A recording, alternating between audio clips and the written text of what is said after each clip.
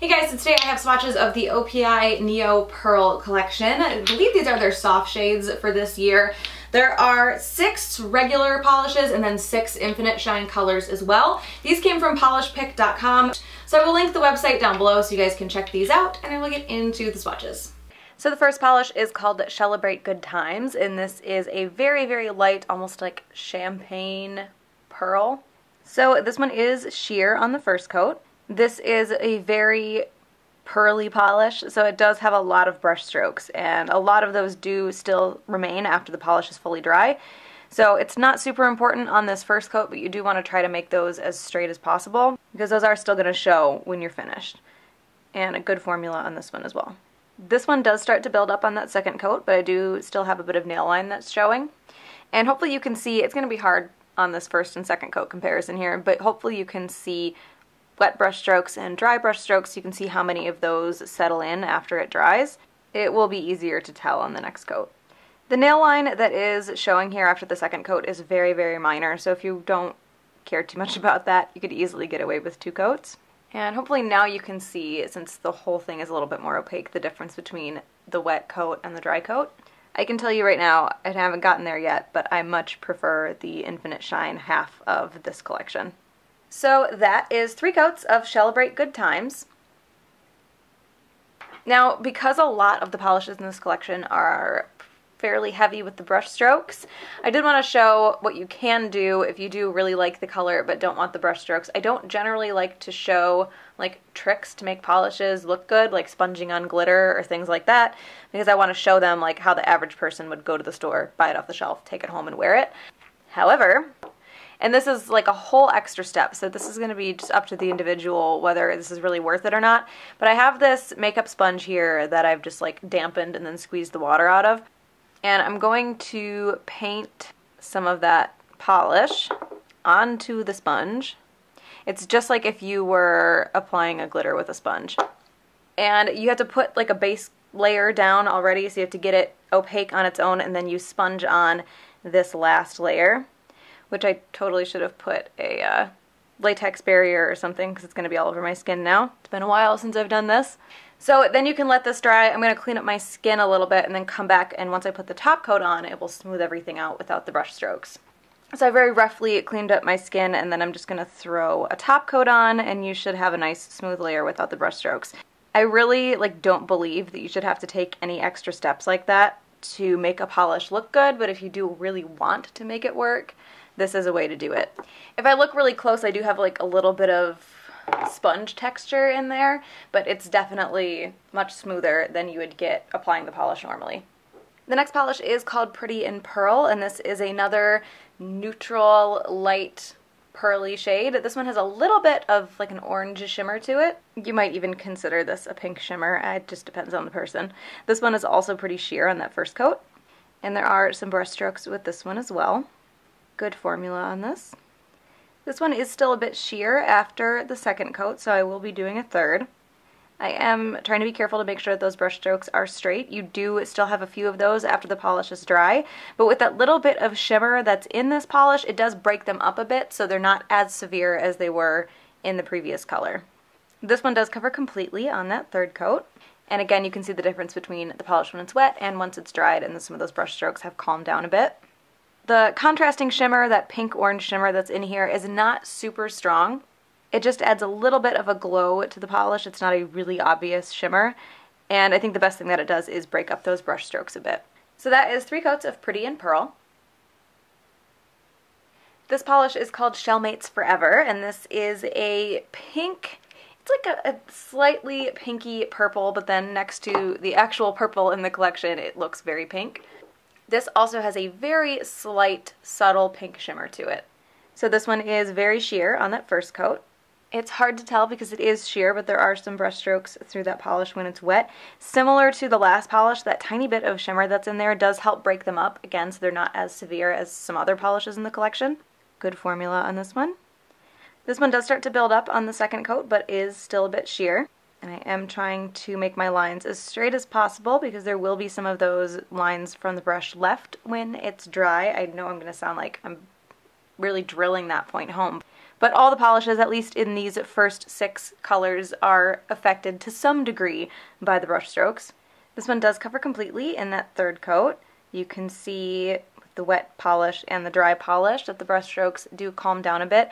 And I know I've already said this, but like the last polish, that bit of shimmer that's in there does help smooth those out. So that is 3 coats of Shellmates Forever. The next polish is called Did You See Those Mussels? And this is a pearly light blue. This one is pretty sheer on that 1st coat. There is no little subtle shimmer in here to break those brush strokes up, so you do get quite a few left over after the polish is fully dry. Good formula on this one. This does start to build up on that 2nd coat, but I can still see a good amount of my nail line. I do think the nail line that I have is showing up a little bit more in person than it is on camera. Even then, you might be able to get away with 2 if you're not feeling super picky. This dried a little bit more sheer than it was when it was wet on that 2nd coat, so it kind of solidified my reasoning for a 3rd coat. Again, here's the difference between wet brush strokes, dry, smoothed out, maybe 50%. And you do get a better color out of that 3rd coat as well. So that is 3 coats of Did You See Those Mussels? So the next polish is called 2 Pearls in a Pod, and I guess you could say this is like the color of a black pearl. It's a little bit gunmetal to me, but also has a little green something or other to it. It just doesn't look like fully gunmetal. This is also a straight pearl polish, none of that subtle mixed in shimmer that a couple of the other shades have had. So this one is also pretty sheer on the 1st coat. Again, brush strokes from that pearl finish. They will still be there after it dries, just not as severe. And good formula on this one as well. There is still a little bit of nail line showing on this one after that 2nd coat. I'm going to do a 3rd, but I am being pretty picky with that. I have a little bit of nail line showing that I doubt is going to pick up on camera. Then I also have a couple of spots where the color is just not completely even. This one does cover completely in 3 coats. Again, some brush strokes left when it's dry, but they do reduce a bit. And I do think I get a little bit better of a color out of that 3rd coat as well. It just builds up a little bit better. So that is 3 coats of 2 Pearls in a Pod. And the last polish before we move into the Infinite Shine is called Just a Hint of Pearl-ple. I hate that. This is a purple pearly shimmer. This one is also a bit sheer on that 1st coat, but it's a little bit more opaque than the other ones have been. Also brush strokes with this one, and good formula as well. So this one actually builds up pretty well on 2 coats. You might end up needing 3 depending on your application, but I don't think it's very likely. This one is considerably more opaque than the other polishes in this group. So that is 2 coats of Just a Hint of Pearl-ple. So moving on to the Infinite Shine shades, this first polish is called You're Full of Abalone, and this is a very, very sheer, slightly off-white. It leans a little bit pink in the bottle, but I don't see a lot of that on the nails, and it has a blue shimmer to it. This one is pretty sheer on the 1st coat. I mentioned that it does lean a little bit pink, but this still kind of reminds me of Funny Bunny with a blue shimmer. It is a bit streaky on that 1st coat as well. A problem I did have with this is it was still a bit streaky even after that 3rd coat. I was really torn because I really, really like these light neutral shades, but it also had some streaks. Good formula on this one. So this does start to build up a bit on that 2nd coat, but it is still a bit sheer and does still have some streaks. I'm trying not to work this too much. I have a habit of overworking polishes, and this one really doesn't like to be overworked. And I haven't mentioned any brush strokes here because there aren't any. This Infinite Shine half of the collection is much better with those than the regular OPI line. These are a lot less on the pearl side, so they don't have the same issues. This does start to build up on the 3rd coat, but it does not cover completely. There is still some nail line showing, and if you're not really careful, you will probably still have some streaks, which I'm probably going to have because I can't be that careful. I try, I'm just not good at this. That blue shimmer that's in there, it's there, but it is pretty subtle. You can see it, but it's not a really bright, like eye-catching shimmer. So that is 3 coats of You're Full of Abalone. The next polish is called I'm a Natural, and this is a light pinky nude with blue shimmer. This one is also pretty sheer on the 1st coat. It is a little bit streaky. It's pretty close to my skin tone, or I guess closer to my skin tone than the last polish, so the streaks are a little bit harder to pick out. And like the last one, the blue shimmer is there, but it's not a really strong, bright shimmer, although it does seem to stand out a little bit more in this color than in the white. I guess it's not technically a white, it's white-ish. This does start to build up on that second coat. I do have some streaks here, which are a little bit more obvious after the polish starts to build up and get a little bit more opaque, but most of them do seem to be settling in. And the blue shimmer stands out slightly better once the polish starts to build up as well. This does cover pretty well on that third coat. It smooths those streaks out, or those darker spots that you might have, and it does build the color up a bit better. If you have a really white nail line, you'll probably still be able to see it after 3 coats of this color. So that is 3 coats of I'm a Natural. The next polish is called Glisten Carefully, and this is a light purple with, hopefully I can get it to stand out on camera. It does a pretty vibrant purple shimmer, at least from looking at it in the bottle.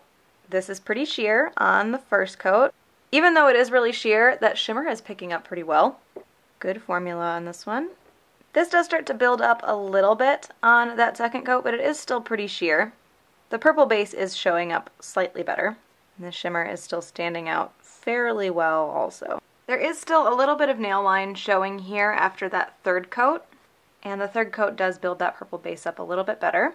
There might not be as much nail line showing in my swatch photo for this polish and the next one. For both of those colors, I totally lost track of how many coats I had done, and I'm pretty sure I did a 4th coat on this one and the next one because I didn't think that they looked opaque enough for me to have already done 3. And then after I did the 4th coat, I started thinking about it. And I'm thinking that this and the next one accidentally got 4. So that is 3 coats of Glisten Carefully.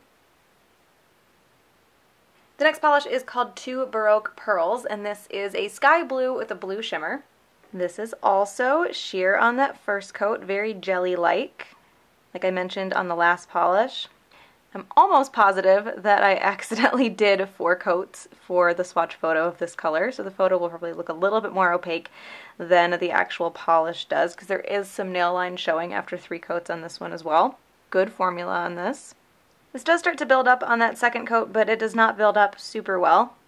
You can get a little bit better of that blue kind of jelly base. This shimmer in here is another shimmer that looks pretty decent in the bottle, but doesn't stand out super well on the nails. It gives a little bit of a glow, but not like a bright contrasting shimmer. And there are some problems with some streaks with this one as well.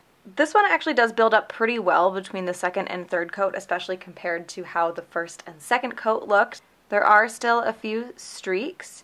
The color does build up pretty nicely. And again, you have a little bit of a glow from that shimmer, but it's not super obvious. So that is 3 coats of 2 Baroque Pearls. The next polish is called Olive for Pearls, and this is this greeny gold. I see this slightly reddish pink shift to it at very extreme angles in the bottle that doesn't really show up on the nails. This one is pretty sheer on the first coat. It does seem to be primarily that green shimmer, so you do need to build it up a bit. This one did have some brush strokes after it was fully dry. But just the type of shimmer that this is made it look better than the really pearly polishes with the brush strokes from the first half of the collection.